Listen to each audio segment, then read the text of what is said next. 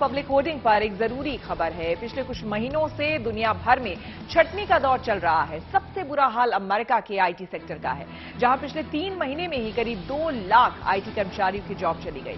इस मुश्किल दौर में सबसे ज्यादा भारतीय आईटी प्रोफेशनल बेरोजगार हो रहे हैं। ऐसे में अमेरिका में भारतीय आईटी पेशेवरों को लेकर एक मुहिम शुरू की गई है।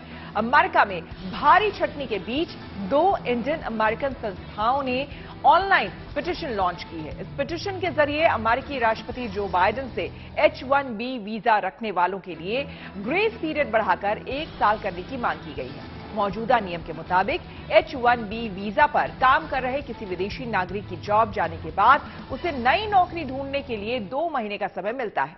अगर 2 महीने में नई जॉब नहीं मिलती है तो H-1B वीजा होल्डर को अमेरिका छोड़कर जाना होता है। लेकिन मौजूदा आर्थिक स्थिति में 60 दिन में दूसरी जॉब पाना मुश्किल हो रहा है। इसलिए H-1B वीजा होल्डर का ग्रेस पीरियड 2 महीने से बढ़ाकर 1 साल या कम से कम 6 महीने तक करने की मांग उठाई गई है।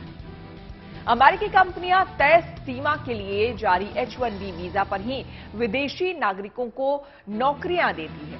अमेरिका की टेक्नोलॉजी कंपनियां हर साल H-1B वीजा पर ही चीन और भारत से हजारों लोगों को काम पर रखती है।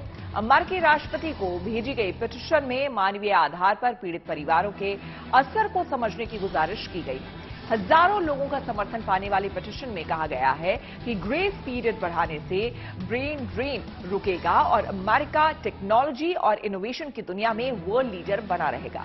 एक रिपोर्ट के मुताबिक जनवरी में ही 91,000 लोगों की जॉब चली गई और ये आंकड़ा आने वाले महीनों में और बढ़ सकता है। रिपोर्ट में कहा गया है कि अमेरिका में 70% स्टार्टअप फाउंडर्स विदेशी नागरिक हैं, जबकि पब्लिक कंपनियों के 50 से ज्यादा CEO भारतीय मूल के हैं।